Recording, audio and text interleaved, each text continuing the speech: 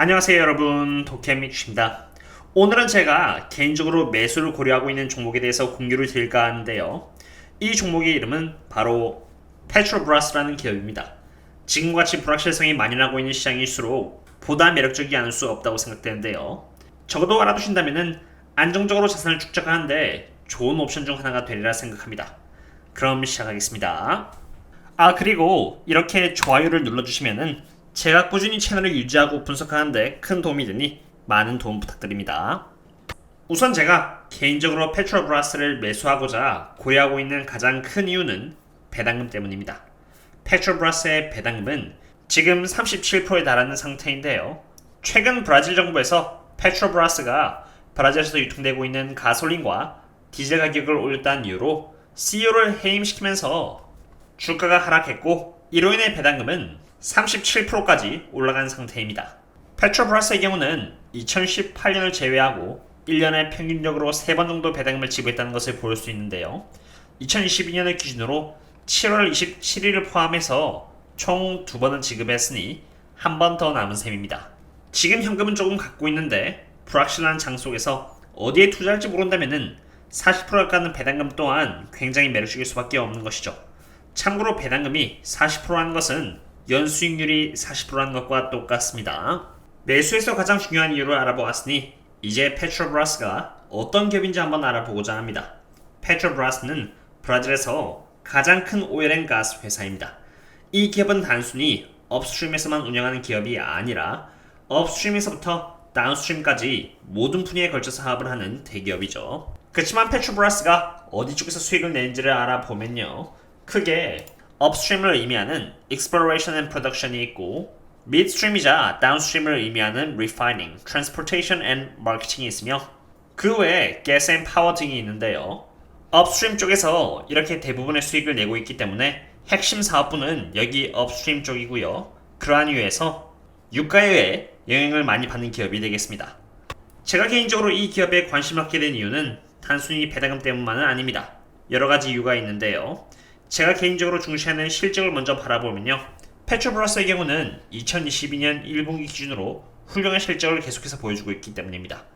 우선 순이익의 경우 8.4빌리언 달러를 기록하면서 엄청난 흑자를 보여주었고, EBITDA는 15.1빌리언 달러, 영업현금 흐름은 10.3빌리언 달러, 그리고 프리 캐시플로우는 7.9빌리언 달러로 충분한 현금 흐름 또한 보여주었습니다. 물론 부채가 58.6빌리언 달러로 꽤나 많은 부채를 갖고 있긴 합니다만, 여기 Net Debt over EBITDA 비율이 0.8 정도밖에 안 되며 앞으로도 EBITDA가 계속 올라갈 예정이기 때문에 충분히 감당할 수 있는 부채의 양입니다. 그냥 순이익이 많다라고 하면은 이게 얼마나 많은 돈인지 알기가 어려우니 다른 경쟁사와 비교를 해볼 텐데요. 엑소모빌의 순이익은 5.48빌리언 달러이고요. 쉐브론은 6.259빌리언 달러입니다.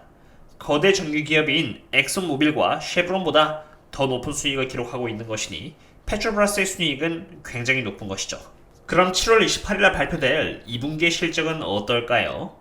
참고로 1분기 때의 평균 WTI와 브렌트의 가격은 2분기의 평균 원유 가격보다 더 낮다는 것을 한눈에 바로 볼 수 있습니다.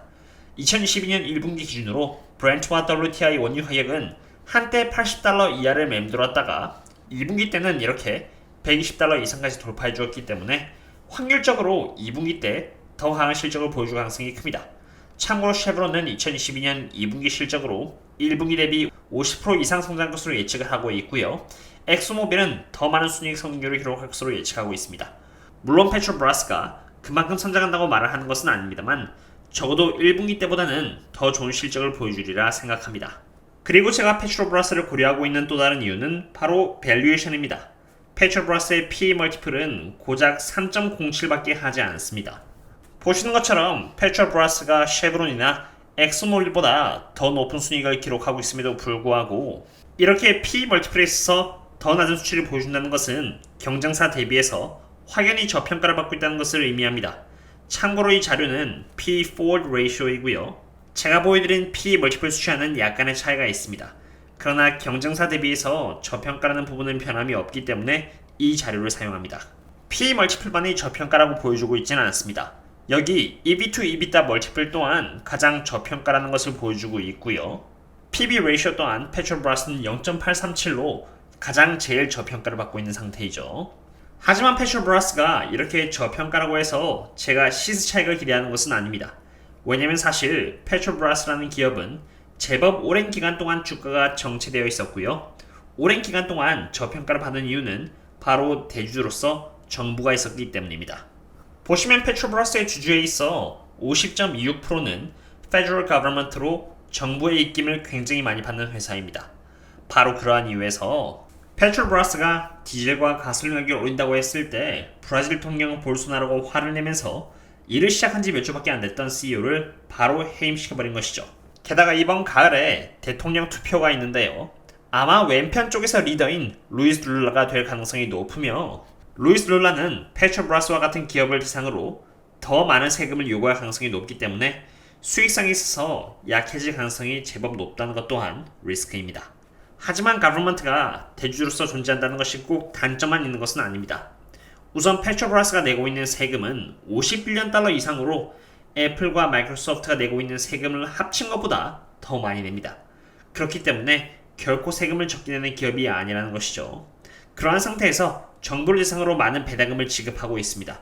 그렇기 때문에 정부 입장에서도 페트로브라스의 수익이 한편으로는 굉장히 중요하며 배당금이 나지 않는 것을 오히려 원치 않는 가능성이 높다고 생각합니다.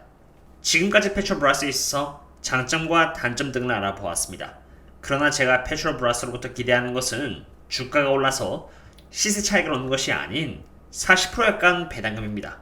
그렇기 때문에 설사 주가가 어느 정도 하락하더라도 배당금만 꾸준히 저에게 지급을 해준다면 설사 세금을 감안한다고 하더라도 30% 가까운 수익률을 매 얻을 수가 있기 때문에 저에겐 결코 나쁘지 않은 딜이라고 생각합니다. 그러한 이유에서 배당금 정책을 조금 더 깊게 알아보았는데요. 여기 이 부분을 보시면은 브랜치 유가의 가격이 40달러 이상이면은 부채 규모가 얼마가 됐든 간에 최소 연 4빌리언 달러 규모의 배당금을 지급한다라고 적혀 있습니다. 좋습니다.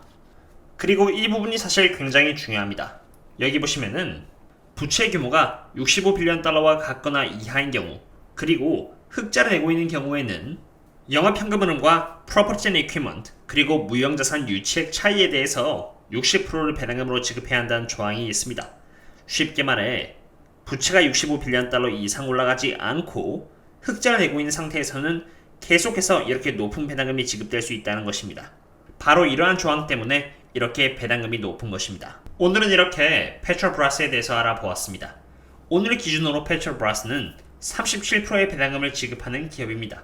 제가 이 기업을 새로운 투자처로서 고려하고 있는 이유는 이 기업이 65빌리언 달러 이상의 부채를 기록하지 않고 흑자를 기록하는 이상 37%라는 배당금을 계속 지급한다는 의무를 갖고 있기 때문입니다.